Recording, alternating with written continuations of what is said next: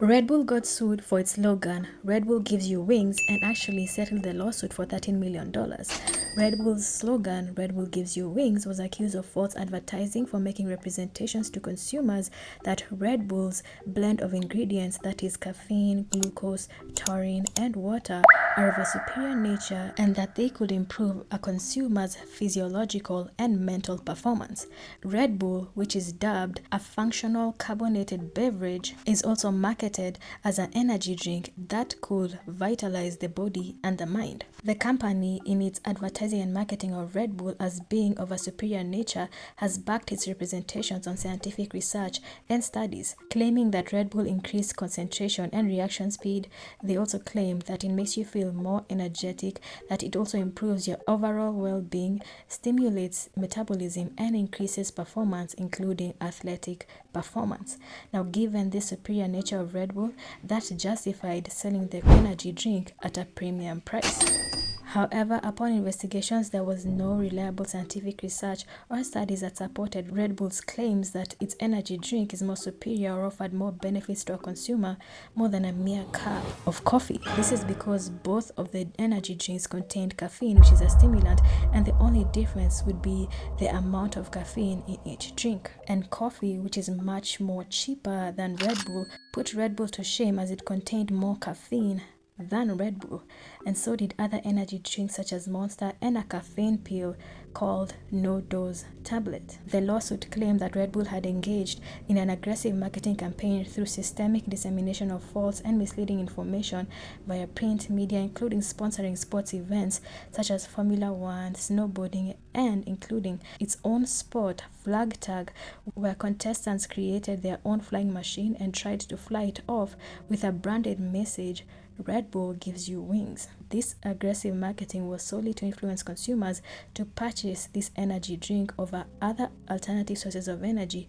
at a premium price. The lawsuit therefore accused Red Bull of breach of express warranty. The lawsuit claimed that the direct marketing and promoting of Red Bull to consumers who purchased the energy drink based on the representations constituted a contract, and that Red Bull breached terms of express warranty by claiming that its energy drink offered more superior benefits that were backed by scientific study and research,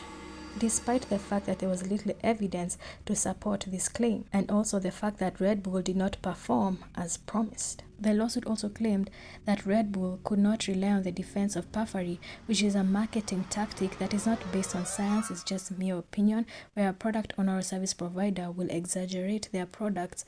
or services in order to make a sale. This is because Red Bull made claims that their energy drink was of a superior nature, had a superior attribute, and also offers more benefits over other alternative sources of energy, which is backed by science. Therefore, they couldn't rely on the defense of puffery. The lawsuit also claimed that Red Bull engaged in false and misleading advertisement after it failed to inform consumers that its energy drink did not perform as advertised, given that the caffeine in Red Bull was much lower than other energy drinks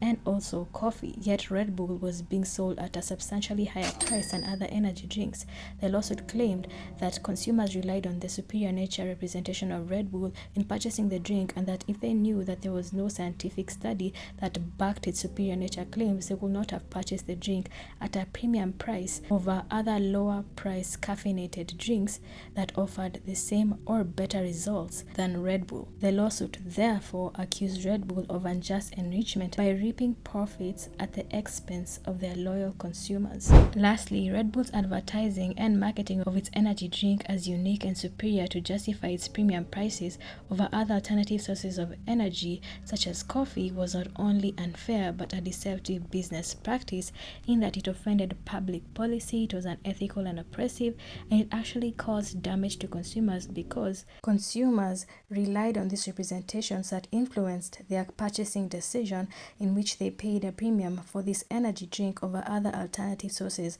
of energy which were much cheaper. Red Bull would respond to these allegations by denying any wrongdoing or liability and claim that their marketing has always been truthful and accurate. Red Bull, however, settled this lawsuit for $13 million, claiming that they settled to avoid further litigation cost. The settlement saw consumers receive a paltry $10 or $15 worth of Red Bull's products. The settlement posed as a cautionary tale as it set a precedent and was a clarion call to giant corporations who had to evaluate their own advertising and marketing campaigns to avoid lawsuits for false and misleading advertisement by engaging in grifting their loyal consumers and claiming that their products offered performance enhancements without any scientific backing. However, the Red Bull gives you wings false advertising lawsuit isn't the most shocking controversy, as the company has also been accused of giving consumers wings to fly the heaven, as it has been embroiled in wrongful death lawsuits. This is after a man consumed 12 ounces of Red Bull in a day and was dead within 24 hours from what is called aortic dissection. In the lawsuit, the mother of the deceased claimed that Red Bull company was negligent and owed a duty of care which they breached by failing to adequately design, formulate, test, manufacture, market, and sell Red Bull to ensure that it did not pose any unreasonable risk or bodily harm to consumers. Further, the lawsuit claims that Red Bull failed to cease manufacturing or alter its composition to provide safer alternative. They also failed to conduct post-market surveillance to determine the safety of Red Bull. And lastly, that they failed to exercise reasonable care with respect to warnings and safe instructions for use by consumers.